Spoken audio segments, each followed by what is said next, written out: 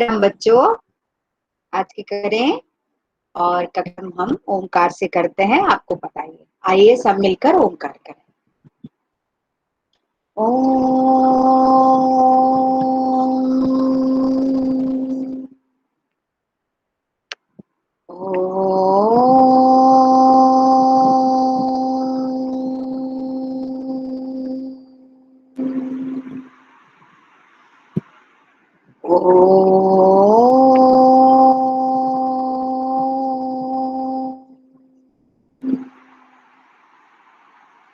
साई राम बच्चों हमारा पाठ 9 कब आऊं ये चल रहा है। आज इसके 2 अंतिम अभ्यास बचे हैं जो हम हल करेंगे, पढ़ेंगे, समझेंगे। तो इसको आपको दिखाने के लिए मैं आपके साथ अपनी स्क्रीन शेयर करती हूँ ताकि आप इसको देख सके कौन से अभ्यास बचे हैं।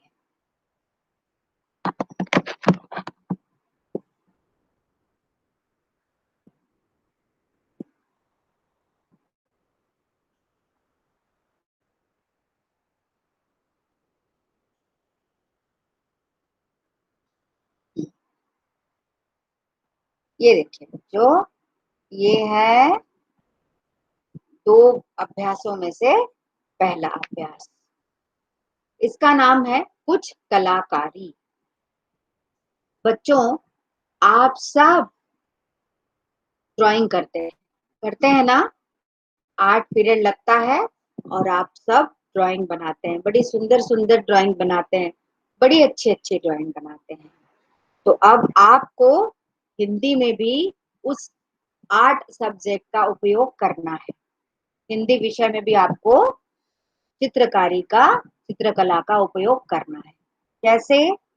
तो ये है कि कब आऊं वाली जो कहानी है उसको आपको एक चित्र कथा के रूप में बदलना है। ठीक है बच्चों, आपने अक्ल बढ़िया भैंस हमने पढ़ा है, मैंने दिखाई आपको पूरी, आप अपनी किताब में भी देखिएगा।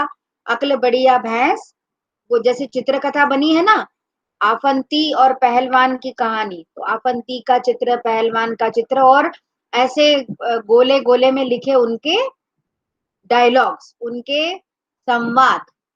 तो वैसे ही आपको कहानी तो पता है कबाऊ की, है ना। अवंती और सेठ की कहानी तो आपको पता है। अब आपको उसको एक चित्र कथा के रूप में संक्षिप्त में, शॉर्ट में बदलना है। ठीक है बच्चों, करेंगे ना आप? जरूर करिएगा। ठीक है, आगे बढ़ते हैं।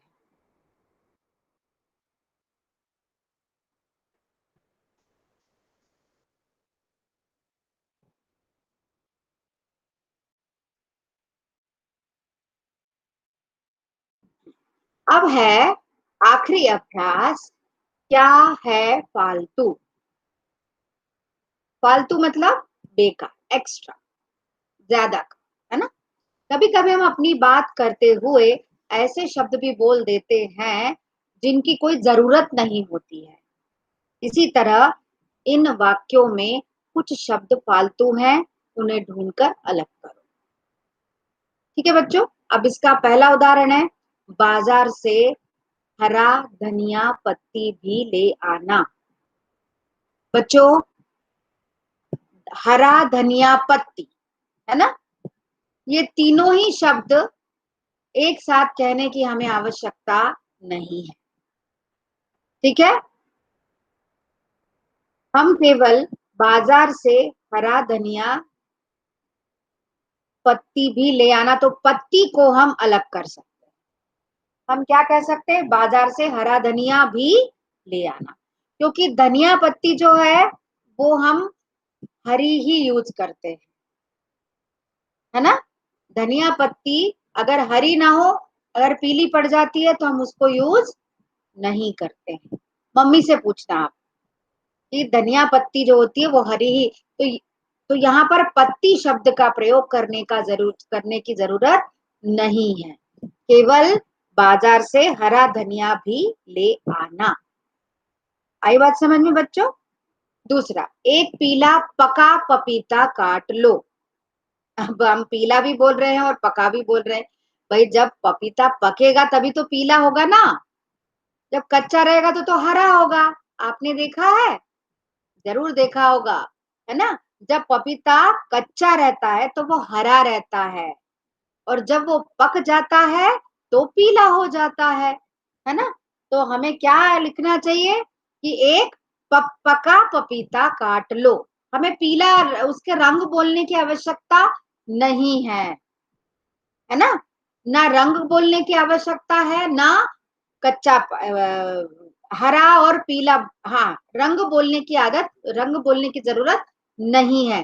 पीला या हरा बोलने की आवश्यकता नहीं है, जबकि हमने पका हुआ बोला है। एक पका पपीता काट लो, पीला बोलने की आवश्यकता नहीं है।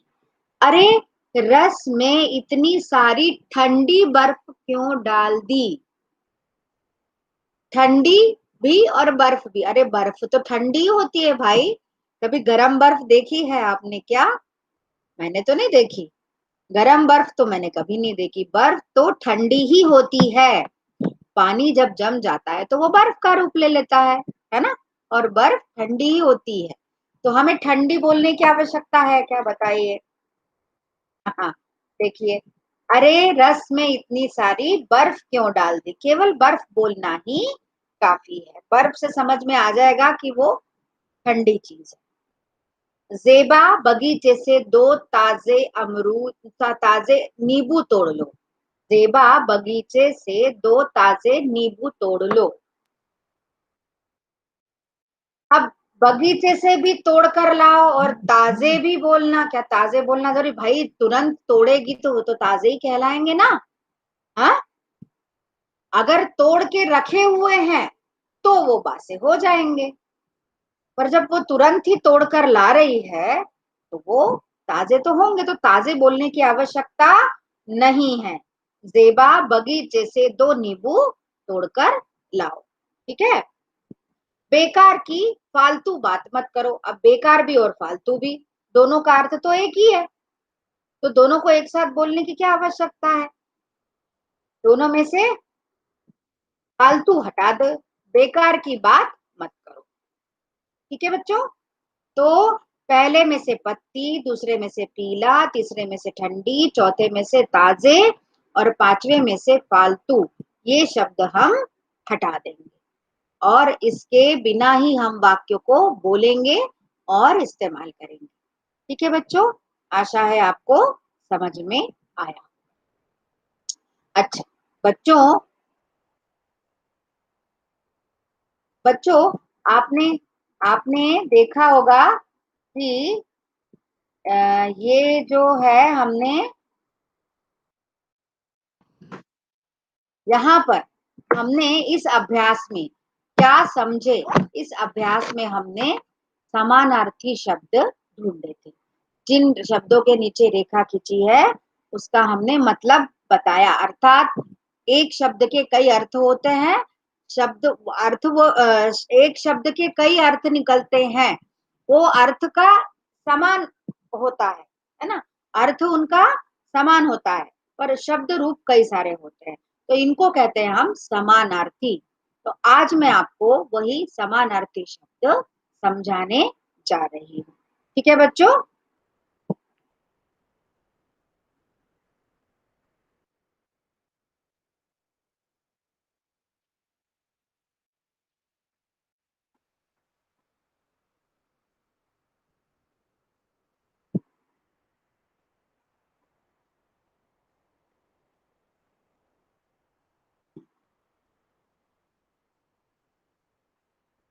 ये देखिए, समान अर्थ वाले शब्द या इन्हें हम पर्यायवाची शब्द भी कहते हैं। जिन शब्दों के अर्थ में समानता होती है उन्हें समान अर्थ वाले शब्द या पर्यायवाची शब्द कहते हैं। अर्थ एक समान होता है, शब्द अलग अलग होते हैं, पर उनका अर्थ एक समान होता है। ठीक है बच्चों। तो उन्हें हम समान अर्थ वाले शब्द या पर्यायवाची शब्द भी कहते हैं। जैसे पहला शब्द है औरत। औरत के समान अर्थ वाले शब्द कौन कौन से हैं? नारी, स्त्री, महिला, है ना। बगीचा, बगीचा, उपवन, बाग, वाटिका। दिन, दिवस, वार, दिवा। संध्या, शाम, सांझ, सायंकाल। रात्रि, रजनी, निशा, रात। बच्चों, यहाँ निशा में छोटी ई की मात्रा होनी चाहिए थी, मेरी गलती से बड़ी ई की हो गई है, आप छोटी ई की कर लीजिएगा। रजनी, निशा और रात। निशा में छोटा नी की नी पर छोटी ई की मात्रा। प्रातः, सुबह, सवेरा, प्रभात। बादल, बादल को और क्या क्या कहते हैं? मेघ, घन, जलधर। बारिश, वर्षा, बरसात, पावस। माँ, मैया, माता, जननी।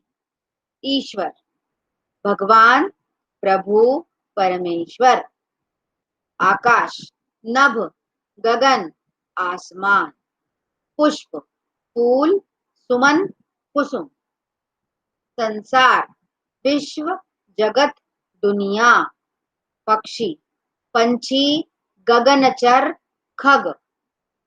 शिक्षक, अध्यापक, गुरु, आचार्य। वायु, अनिल, हवा, पवन। दोस्त, मित्र, सखा, सहचर। भूमि, धरती, जमीन, भू। पहाड़, पर्वत, नग, गिरी। सूर्य, सूरज, रवि, दिनकर। चंद्रमा, मयंक, राशि, चांद। बच्चों, यहाँ राशि की जगह शशि होना चाहिए। क्या होना चाहिए? चंद्रमा का एक नाम शशि भी है, गलती से राशि वहां पर टाइप हो गया है, राशि की जगह आप शशि कर लीजिएगा। ठीक है बच्चों। मयंक, शशि, चांद। वृक्ष, पेड़, तरु। घर, गृह, निवास, सदन। कपड़े, वस्त्र और चीर। जल, पानी, नीर। आंख, नयन, नेत्र। सिर, शीश, मस्तक। आदमी, नर, मनुष्य, पुरुष। ठीक है बच्चों। तो ये हैं पर्यायवाची, खूब सारे पर्यायवाची या समान अर्थ वाले शब्द। इसमें आप जो किताब में शब्द दिए हैं ना, वो भी आगे जोड़ सकते हैं, जैसे कतई का, बिल्कुल, है ना। हमने कई सारे शब्द लिखे हैं, और हम समान अर्थ वाले शब्द हर पाठ के साथ ही हम लिखते हैं। शब्दों का अर्थ लिखते हैं ना, शब्दार्थ हम लिखते हैं ना, तो वो समान अर्थ वाले शब्द ही होते हैं। ठीक है बच्चों। तो इनको आप लिखिएगा, कॉपी में उतार लीजिएगा, और इनको अच्छी तरह पढ़ लीजिएगा और समझ लीजिएगा। ठीक है बच्चों। तो आज की कक्षा में हम इतना ही करते हैं। ठीक है बच्चों। मैं वापस अपनी स्क्रीन पर आ रही हूँ।